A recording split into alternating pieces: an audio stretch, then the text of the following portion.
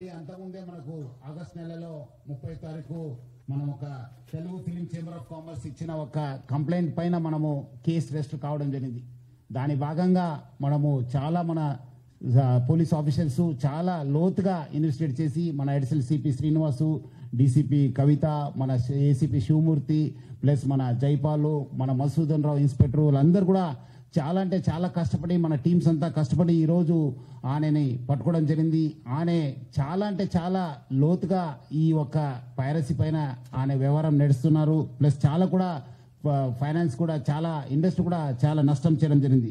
So ఈ ఒక case కాకుండా ఆయన పైన ఇంకా 4 కేసెస్ రిజిస్టర్ కావడం జరిగింది. హైదరాబాద్ మన సైబర్ క్రైమ్ పోలీస్ స్టేషన్లో 1042 అంటే జూన్ నెలలో ఈ కేసు రిజిస్టర్ కావడం జరిగింది. జూలైలో ఇంకోటి కేసు 1292 పైన మనం కేసు రిజిస్టర్ చేశాను.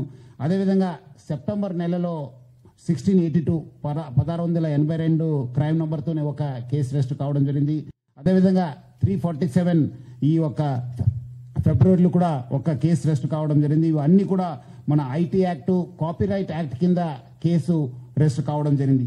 సో దీంట్లో మనం అంతకుముందు కూడా ఇద్దరిని మనం అరెస్ట్ చేయడం జరిగింది. దుద్దేల శివరాజు, సుసర్ల ప్రశాంత్ మనము అరెస్ట్ చేసి అప్పుడు కూడా మనము చాలా విషయ పైన రాబట్టుకోగలిగాను.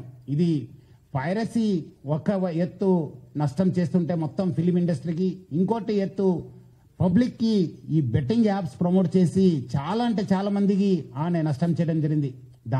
దానివల్ల చాలా మంది చనిపోవడం జరిగింది, చాలా మంది సూసైడ్ చేసుకున్నారు. చాలా పేరెంట్స్కి, చాలా ఫ్యామిలీ మెంబర్స్ కూడా ఈరోజు చాలా నష్టం కావడం జరిగింది. ఆనే ఈ ఒక్క వెబ్సైట్ ఆయన వెబ్సైట్ ఒకటి బ్లాక్ చేస్తే ఆయన మళ్ళీ ఇంకోటి మిర్రర్ చేస్తూ దాదాపు 65 మిర్రర్ వెబ్సైట్స్ని ఆయన రన్ చేసేవాడు. ఆయన ఒక మొత్తం ఆయనని ఇన్వెస్టిగేట్ చేసిన తర్వాత ఆయన దగ్గర ఉన్న హార్డ్ డిస్క్ అంతా రికవర్ చేసిన తర్వాత దాదాపు 21,000 సినిమాస్ ఆయన హార్డ్ డిస్క్లో పెట్టడం జరిగింది. మొత్తము పాత ఫిలిమ్స్ అయిన గాడ్ ఫాదర్ మీ అందరు కూడా తెలుసు, చారిత్రాత్మక ఐతిహాసిక ఫిలిం అయిన గాడ్ ఫాదర్ అంటే 1972లో ప్రొడ్యూస్ అయిన ఆ మూవీ నుంచి మొన్న వచ్చిన ఓజీ మూవీ దాకా కూడా ఆయన దగ్గర ఈ ఒక్క హార్డ్ డిస్క్ లో ఉండడము మనము చూశాను. మొత్తము బాలీవుడ్, టాలీవుడ్ అందరు కూడా ఈయన చాలా మూవీస్ ఆయన దగ్గర ఉంది, చాలా నష్టం జరుగుతుంది. అదేవిధంగా ఆయన ఇప్పటిదాకా ఒక 20 crores సంపాదన చేశారని చెప్పి ఆయన వెల్లడించారు. మనం దాంట్లో 3 కోట్ల రూపాయలు మనము సీజ్ చేయడం జరిగింది. అది ఇంకా మనం ఆయన ఫైనాన్షియల్ డీటెయిల్స్, ఆయన మనీ లాండరింగ్ ప్లస్ ఏం చేశారు, ఎక్కడెక్కడ చేశారు, ఈ ర్యాకెట్లో మొత్తం ఏముందని తెలుసుకోవడానికి ఆయన పోలీస్ కస్టడీ కూడా మనం అడగడం జరిగింది. అది వచ్చిన తర్వాత కూడా ఇంకా మనము ఆయన దగ్గర ఉన్న విషయ పైన మనం రాపట్టుకోవడానికి మా వంతు కృషి చేయడం జరుగుతుంది. మొత్తం ఈ కేసెస్ పైన కూడా ఎందుకంటే ఇది ఇంటర్నేషనల్ లింక్స్ ఉంది, ఇంటర్నేషనల్ నుంచి అక్కడ వేరే దగ్గర నుంచి కూడా ఆయన ఆపరేట్ చేయడం జరుగుతుంది. సో ఆయన దగ్గర నుంచి కూడా మనము ఇన్ఫర్మేషన్ రాబట్టుకోవాలి. అందుకు మనము సిబిఐ మళ్ళీ ఎన్ఫోర్స్మెంట్ డైరెక్టర్ అధికారులను కూడా మనము అప్రమత్తం చేయడం జరుగుతుంది.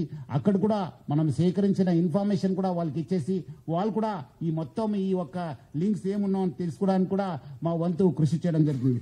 మొత్తం ఆయన దగ్గర ఇప్పుడున్న డాటా దాదాపు 50 లక్షల మంది సబ్స్క్రైబర్స్ డాటా ఆయన దగ్గర ఉంది. అంటే మీకు తెలుసుంటుంది, డాటా ఈజ్ పవర్ఫుల్.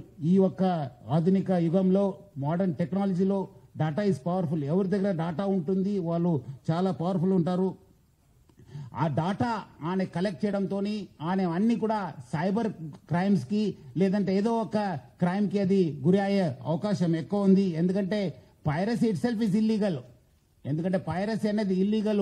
ఎవరు కూడా ఈ పైరసీ మూవీస్ ప్రమోట్ చేయడం కానీ చూడడం కానీ కూడా ఇల్లీగల్. సో చాలా మంది ఏదో రకరకాలు అనుకుంటారు, ఏదో మనం చూస్తున్నాను కాదని చెప్పి, బట్ లేదు, వెనక ఒక పెద్ద ర్యాకెట్ ఉందని చెప్పి ప్రజలందరూ కూడా అర్థం చేసుకోవాలి.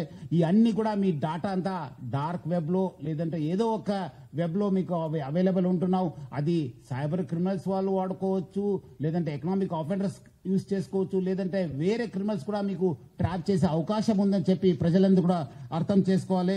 మనం కూడా దీనికి ఈ డాటా ఎవరెవరు వాడారు, ఏం చేశారు, దానిపైన కూడా మనము లోతుగా మనము ఎంక్వైరీ చేయడం జరుగుతుంది, ఇన్వెస్టిగేషన్ చేయడం జరుగుతుంది. అదేవిధంగా ఈ ఒక్క పైరసీ వల్ల ఆయన ఎవరెవరు మూవీ చేస్తున్నారు వాళ్ళకందరూ కూడా మాల్వేర్ పంపించి వాళ్ళ డాటాను కూడా ఆయన గ్యాదర్ చేయడానికి ప్రయత్నం చేస్తున్నారు. ఎందుకంటే ఈయన బాగా తెలివి ఉన్న వాళ్ళు, చాలా ఒక మాస్టర్ మైండ్ ఉండడంతో డాటా ఎట్లా యూజ్ చేసుకోవాలని పైన ఆయనకు చాలా విషయం తెలుసు.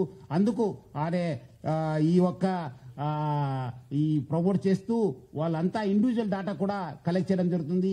ఈ మధ్యలో వచ్చిన ఓజీ కావచ్చు, కాంతారా చాప్టర్ 1 కావచ్చు, డ్యూడ్ కావచ్చు, మిరాయిక్ కూడా ఆ ఒక్క ఫిలిమ్స్ కూడా ఆయన దగ్గర మనం హార్డ్ డిస్క్ లో చూడడం జరుగుతుంది. సో ఆయన ఏ మూవీ మార్నింగ్ రిలీజ్ అయిందంటే by evening that movie use to be in his website లో పెట్టేసి ప్రజలందరూ కూడా ఆకట్టుకునే వాళ్ళు.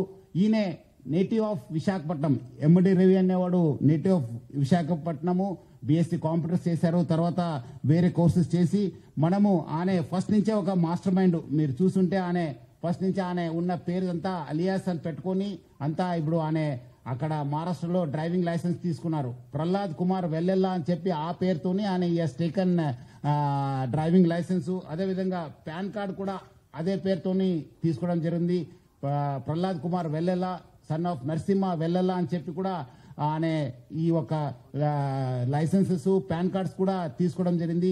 ఇక్కడ కూడా మన దగ్గర కూడా సేమ్ మన ఆంధ్రప్రదేశ్ ట్రాన్స్పోర్ట్ డిపార్ట్మెంట్ కూడా లైసెన్స్ తీసుకోవడం జరిగింది. సో ఇట్లానే ఫస్ట్ నుంచే ఆ ఒక్క క్రిమినల్ మెంట్ ఆఫ్ మైండ్ ఉండడంతో ఈ అంతా లోతుగా టెక్నాలజీ యూజ్ చేసుకుంటూ ఈ పైరసీలో లో ఇన్వాల్వ్ కావడం జరిగింది. ఎప్పుడు పోలీస్ అనే వెంబడబడినారు, ఎప్పుడు ఫిలిం ఇండస్ట్రీ అప్రమత్తం అయింది.